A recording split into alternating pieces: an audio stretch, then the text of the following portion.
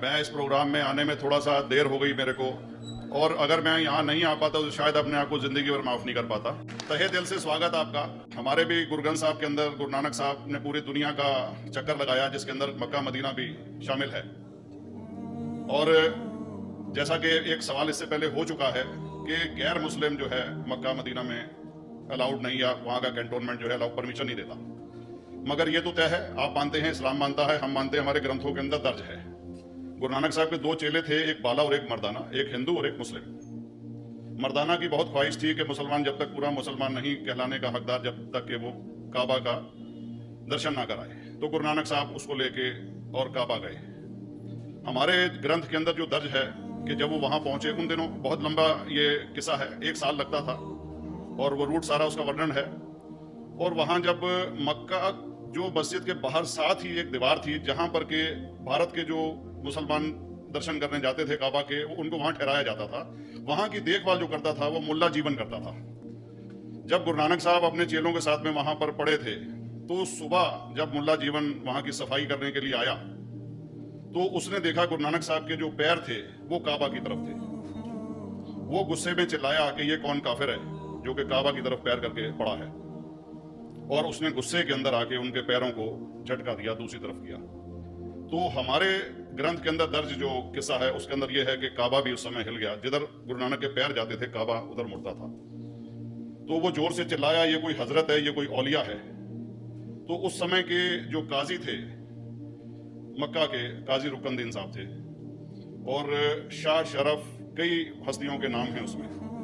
तो मैं ये जानना चाहता हूं कि ये वर्जन को आप मतलब एग्री करते हैं, और करते हैं तो इसका हमारे मुस्लिम ग्रंथों के अंदर किस तरीके से उल्लेख है, ये कृपया बताएं। भाई साहब ने एक सवाल पूछा अपने गुरु ग्रंथ साहिब के मुतालिक, और अल्हम्दुलिल्लाह मैं भी गुरु ग्रंथ साहिब पढ़ चुका हूँ। और जिस तरीके से, क्योंकि वक्त मुख्तसर सा होने की वजह से मुझे वक्त नहीं मिला कि गुरु ग्रंथ को भी कोट करूँ।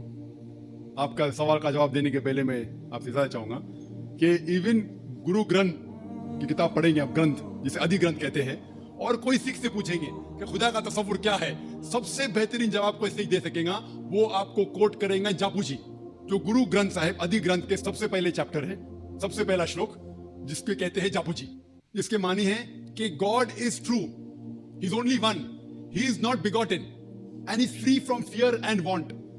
क्योंकि मैंने अंग्रेजी में पढ़ा हूं, इसलिए मैं अंग्रेजी में उसे कह रहा हूं कि खुदा एक ही है, वो हक है, और वो ना किसी को जना है ना किसी को जनेगा, और वो इमॉर्टल है, ना कभी मर सकता है।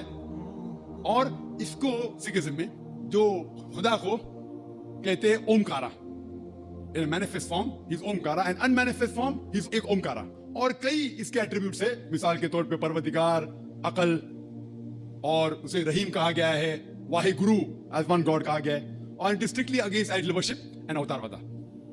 भाई साहब का सवाल था कि उन्होंने ग्रंथ में पढ़ा कि गुरु नानक साहब मक्का के, और उनका पैर काबा की तरफ था, और कोई मौलवी ने पैर को हिलाए और काबा हिल गया।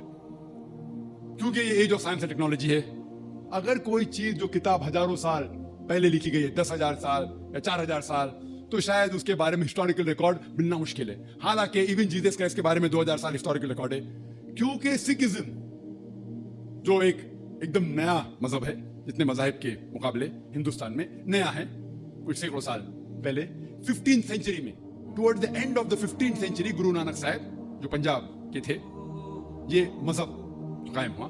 हार्डली 400-500 years, 400-500 साल। और अगर ये मान लो, सपोज मिसाल के तौर पे मान लो, मैं क्यों कह रहा हूं कि मैं नहीं चाहता हूं किसी को बुरा लगे, मान लो ये सच है, मान लो अगर 400-500 साल पहले अगर ये होता था कि काबा इधर से उधर हिल जाता था, तो हिस्टोरिकल रिकॉर्ड में बिल्कुल लिखा होता था। और कई हिस्टोरिकल रिकॉर्ड में ये नहीं कि काबा हिला इधर उधर, कई हिस्टोरिकल रिकॉर्ड आप देखेंगे, हिस्ट्री इतनी अल्हम्दुलिल्लाह 800-900 साल पहले, 1000 साल पहले जो मुगल ने किए, बिल्कुल लिखा हुआ हिस्टोरिकल रिकॉर्ड में। तो ये कहना कि गुरु नानक साहब वहां गए और काबा हिल गया, ये बिल्कुल साइंस के खिलाफ है, क्योंकि साइंस में कोई भी रिकॉर्ड नहीं है, वहां के देश के रिकॉर्ड में कहीं भी नहीं कि काबा हिला। तो इसलिए हम कहते हैं कि हो सकता है ये गलती से किसने लिखा होगा, न कई किस्से कहानी। ये मैं तस्लीम करता हूं कि गुरु ग्रंथ साहिब में कई चीजें सही है, हक की बात है, लेकिन ये तस्लीम करना कि काबा हिल गया, ये बिल्कुल साइंस के भी खिलाफ है, साइंस के खिलाफ है। और इस्लाम में भी ये नहीं है। लेकिन ये कहना कि कोई गैर मुस्लिम जा सकता है,